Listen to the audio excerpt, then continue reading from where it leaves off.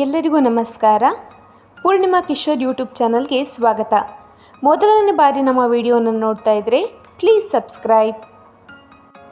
ಇಂದು ನಾವು ರುಚಿಕರವಾದ ಟೊಮೆಟೊ ಬಾತನ್ನು ಹೇಗೆ ಮಾಡೋದು ಅಂತ ನೋಡ್ಕೊಂಡು ಬರೋಣ. ಮೊದಲನೇದಾಗಿ ಅಕ್ಕಿಯನ್ನು ನಾವು ನೆನೆಸಿಟ್ಕೊಳ್ಬೇಕು. ನಾನಿಲ್ಲಿ 1 ಲೋಟ ಅಕ್ಕಿಯನ್ನು ತಗೊಂಡಿದ್ದೇನೆ. ಇದು ಬಿರಿಯಾನಿ ರೈಸ್. ಇದನ್ನು ನಾವು ಫಸ್ಟು ಚೆನ್ನಾಗಿ ತೊಳೆದು ಒಂದು ಕಡೆಯಲ್ಲಿ ನೆನೆಸಿಟ್ಕೊಳ್ಳೋಣ.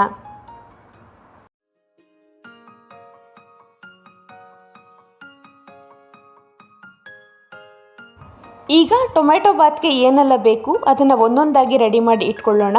ನಾನೊಂದು ಸಣ್ಣ ಗಾತ್ರದ ಈರುಳ್ಳಿಯನ್ನು ತಗೊಂಡಿದ್ದೇನೆ ಹಾಗೂ ಮೀಡಿಯಮ್ ಸೈಜ್ನ 2 ಟೊಮ್ಯಾಟೊವನ್ನು ತಗೊಂಡಿದ್ದೇನೆ.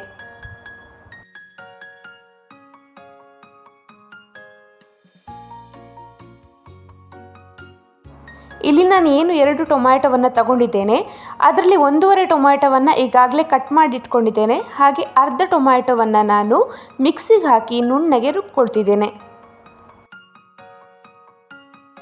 ಈಗ ಟೊಮ್ಯಾಟೊ ಬಾತ್ಗೆ ಏನೆಲ್ಲ ಸ್ಪೈಸಸ್ ಬೇಕು ಅಂಥೇಳಿ ನೋಡ್ಕೊಳ್ಳೋಣ.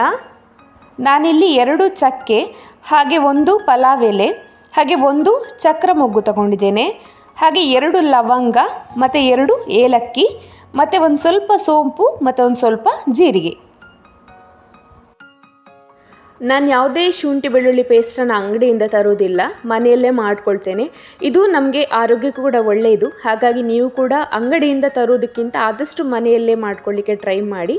ಇಲ್ಲಿ 2 ಬೆಳ್ಳುಳ್ಳಿ ಹಾಗೆ 1 ಶುಂಠಿಯನ್ನು ನಾನು ಜಜ್ಜಿ ಇಟ್ಕೊಂಡಿದ್ದೇನೆ. ಈಗ ಇಲ್ಲಿ ಸ್ವಲ್ಪ ಕೊತ್ತಂಬರಿ ಸೊಪ್ಪು ಮತ್ತು ಒಂದು ಸ್ವಲ್ಪ ನಾನಿಲ್ಲಿ ಪುದೀನ ಸೊಪ್ಪನ್ನು ನಾನಿಲ್ಲಿ ತೆಗೆದಿಟ್ಕೊಂಡಿದ್ದೇನೆ. ಇಲ್ಲಿ ಒಂದು ಕುಕ್ಕರನ್ನು ಇಟ್ಕೊಂಡು ಅದಕ್ಕೆ 1 ಸ್ಪೂನ್ ಆಗುವಷ್ಟು ತುಪ್ಪ ಹಾಗೆ 2 ಸ್ಪೂನ್ ಆಗುವಷ್ಟು ಎಣ್ಣೆನ ಅಂದರೆ ಕೋಕೋನಟ್ ಆಯಿಲನ್ನು ಹಾಕ್ಕೊಳ್ತಿದ್ದೇನೆ. ನಾನು ಎಲ್ಲ ಅಡುಗೆಗೂ ಕೂಡ ಹೆಚ್ಚಾಗಿ ಕೋಕೋನಟ್ ಆಯಿಲನ್ನು ಯೂಸ್ ಮಾಡ್ತೇನೆ. ಹಾಗಾಗಿ ಇಲ್ಲಿ 1 ಸ್ಪೂನ್ ತುಪ್ಪ ಹಾಗೆ 2 ಸ್ಪೂನ್ ಆಗುವಷ್ಟು ಕೋಕೋನಟ್ ಆಯಿಲನ್ನು ಯೂಸ್ ಮಾಡ್ತಿದ್ದೇನೆ. ಎಣ್ಣೆ ಬಿಸಿ ಆದ ನಂತರ ಈಗ ನಾವು ಈಗಾಗಲೇ ರೆಡಿ ಮಾಡಿ ಇಟ್ಕೊಂಡಿರುವಂತಹ ಒಂದೊಂದೇ ಐಟಮ್ಗಳನ್ನು ಸೇರಿಸ್ತಾ ಹೋಗೋಣ. ಮೊದಲನೇದಾಗಿ ಇಲ್ಲೊಂದು ಸ್ವಲ್ಪ ಜೀರಿಗೆನ ನಾನು ಸೇರಿಸ್ತಾ ಇದ್ದೇನೆ. ಆಮೇಲೆ ಸೋಂಪು, ಏಲಕ್ಕಿ, ಲವಂಗ, ಚಕ್ಕೆ, ಪುಲಾವ್ ಎಲೆ, ಚಕ್ರಮೊಗ್ಗು ಇದಿಷ್ಟನ್ನು ಹಾಕಿ ಇದೊಂದು ಸ್ವಲ್ಪ ಫ್ರೈ ಆಗೋ ತನಕ ಕಾದು ಈಗಾಗಲೇ ನಾವು ಕಟ್ ಮಾಡಿ ಇಟ್ಕೊಂಡಿರುವಂತಹ ಈರುಳ್ಳಿಯನ್ನು ಇದಕ್ಕೆ ಸೇರಿಸಿ ಅದೊಂದು ಸ್ವಲ್ಪ ಕೆಂಪು ಬಣ್ಣ ಬಂದ ನಂತರ ಏನು ನಾವು ಬೆಳ್ಳುಳ್ಳಿ ಮತ್ತು ಈರುಳ್ಳಿಯನ್ನು ಜಜ್ಜಿಟ್ಕೊಂಡ್ವಿ ಅದನ್ನು ಇದಕ್ಕೆ ಸೇರಿಸಬೇಕು.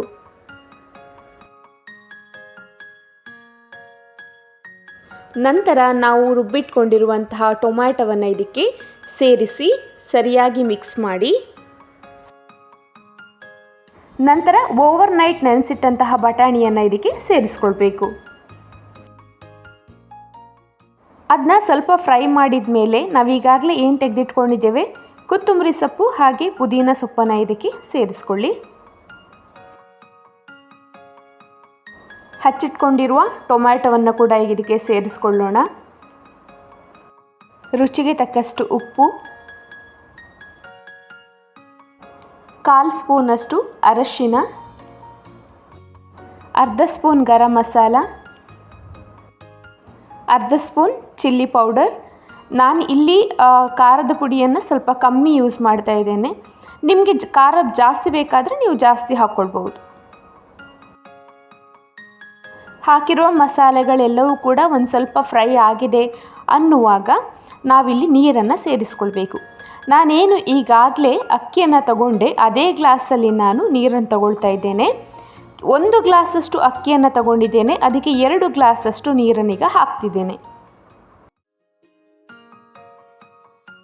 ನಾವೀಗ ಈಗಾಗಲೇ ನೆನೆಸಿಟ್ಟಿರುವಂತಹ ಅಕ್ಕಿಯನ್ನು ಸೇರಿಸ್ಕೊಳ್ಬೇಕು. ನಾನಿಲ್ಲಿ ಇದು ಒಂದು ಕುದಿ ಬಂದ ನಂತರ ಅಕ್ಕಿಯನ್ನು ಸೇರಿಸ್ತಾ ಇಲ್ಲ, ಯಾಕಂದರೆ ನಾವು ಈಗಾಗಲೇ ಅಕ್ಕಿಯನ್ನು ತೊಳೆದು ನೆನೆಸಿಟ್ಟಿದ್ದೇವೆ. ಈಗಾಗಲೇ ಒಂದು 5 ರಿಂದ 10 ನಿಮಿಷ ಅದು ನೆಂದಿದೆ ನೀರಲ್ಲಿ. ಹಾಗಾಗಿ ಮತ್ತೆ ನಾನು ಈ ನೀರನ್ನು ಕುದಿಸಿ ಆಮೇಲೆ ಅಕ್ಕಿ ಹಾಕ್ತಾ ಇಲ್ಲ, ಅದನ್ನೆಲ್ಲ ಮಿಕ್ಸ್ ಮಾಡಿ ಈಗ ನಾನು ಅಕ್ಕಿಯನ್ನು ಇದಕ್ಕೆ ಸೇರಿಸ್ತಿದ್ದೇನೆ. ಇದನ್ನೆಲ್ಲ ಚೆನ್ನಾಗಿ ಮಿಕ್ಸ್ ಮಾಡಿ ಒಂದು ಸಲ ಉಪ್ಪು ನೋಡ್ಕೊಳ್ಳಿ ಸರಿಯಾಗಿದೆಯಾ ಅಂತೇಳಿ ಹೇಳಿ. ಕಮ್ಮಿ ಇದ್ದರೆ ಒಂದು ಸ್ವಲ್ಪ ಉಪ್ಪನ್ನು ಹಾಕ್ಕೊಂಡು ಕುಕ್ಕರ್ ಮುಚ್ಚಳವನ್ನು ಮುಚ್ಚಿ 2 ವಿಷಿಲನ್ನು ತೆಗಿಬೇಕು. ಈಗ ನಾವು ಈ ಟೊಮೆಟೊ ಬಾತ್ಗೆ ಮೊಸರು ಬಜ್ಜಿಯನ್ನು ಮಾಡಿಕೊಳ್ಳೋಣ. ಇಲ್ಲಿ ಒಂದು ಅರ್ಧ ಟೊಮ್ಯಾಟೊ ಹಾಗೆ ಒಂದು 1/4 ಈರುಳ್ಳಿ ಹಾಗೆ ಒಂದು ಸ್ವಲ್ಪ ಕೊತ್ತಂಬರಿ ಸೊಪ್ಪನ್ನು ನಾನು ಕಟ್ ಮಾಡಿ ಇಟ್ಕೊಂಡಿದ್ದೇನೆ. ನಿಮಗೆ ಎಷ್ಟು ಬೇಕೋ ಅಷ್ಟು ಕ್ವಾಂಟಿಟಿಗೆ ನೀವು ಮೊಸರನ್ನು ಸೇರಿಸ್ಕೊಂಡು ಅದಕ್ಕೆ ಒಂದು ಸ್ವಲ್ಪ ಉಪ್ಪನ್ನು ಹಾಕಿ ಟೊಮ್ಯಾಟೊ, ಈರುಳ್ಳಿ ಹಾಗೆ ಕೊತ್ತಂಬರಿ ಸೊಪ್ಪನ್ನು ಮಿಕ್ಸ್ ಮಾಡಿ ಅದರ ಜೊತೆ ಒಂದು ಸ್ವಲ್ಪ ನೀರನ್ನು ಹಾಕ್ಕೊಂಡು ನಿಮಗೆ ಎಷ್ಟು ದಪ್ಪ ಬೇಕು ಅಷ್ಟು ದಪ್ಪ ನೀವು ಅದನ್ನು ನೀರು ಹಾಕಿ ಮಿಕ್ಸ್ ಮಾಡಿಕೊಳ್ಳಿ.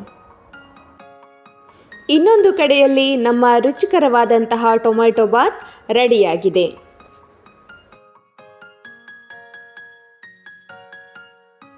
ನೋಡಿದ್ರಲ್ಲ ರುಚಿಕರವಾದ ಟೊಮೆಟೊ ಬಾತನ್ನು ಮಾಡೋದು ಹೇಗೆ ಅಂತೇಳಿ ಹೇಳಿ. ನೀವು ಯಾವುದೇ ತಿಂಡಿಯನ್ನು ಮಾಡಿ ಆದಷ್ಟು ನೀವು ಮನೆಯಲ್ಲಿ ಆ ವಸ್ತುಗಳನ್ನ ಪ್ರಿಪೇರ್ ಮಾಡಿಕೊಳ್ಳಿ. ಅಂದರೆ ಈ ಬೆಳ್ಳುಳ್ಳಿ ಪೇಸ್ಟ್ ಇರಬಹುದು, ಹಾಗೆ ಯಾವುದಾದ್ರೂ ಮಿಕ್ಸ್ ಮಾಡುವಂತಹ ಮಸಾಲೆ ಐಟಮ್ಗಳಿರ್ಬೋದು, ಆದಷ್ಟು ನೀವು ಮನೆಯಲ್ಲೇ ಪ್ರಿಪೇರ್ ಮಾಡಿಕೊಳ್ಳಿ.